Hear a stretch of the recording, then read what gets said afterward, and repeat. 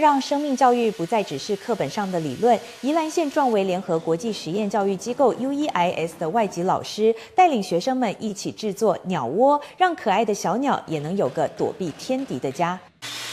在外籍老师的带领下，学生们神情专注地亲手裁切木材。由于校园里经常有小鸟栖息，但因为缺乏隐蔽，鸟蛋或幼鸟常遭受八哥或珠颈斑鸠的攻击。为了帮助这些小邻居有个安全的家 ，UEIS 的外籍教师就以 PBL 问题与专题导向学习的教学方式，带领学生们一起打造出坚固且洞口大小刚好的安全鸟窝。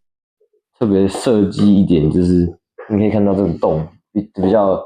比起其他鸟巢比较小一点，因为我们想说，就是这个洞刚好够麻雀钻进去，然后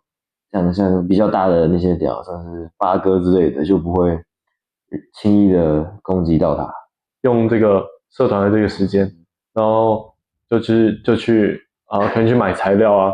然后去做一个鸟巢，不让八哥占领他们。UEIS 表示，学校希望孩子们不只是学会英语，直升国外顶大，也希望能透过双手去关心这片土地，亲手做一个家，让小鸟可以安心繁衍，这就是最好的生态教育。未来也将让学生持续观察记录，让生态的跨领域课程不仅让学生们学会技能，也在校园里播下尊重生命的种子。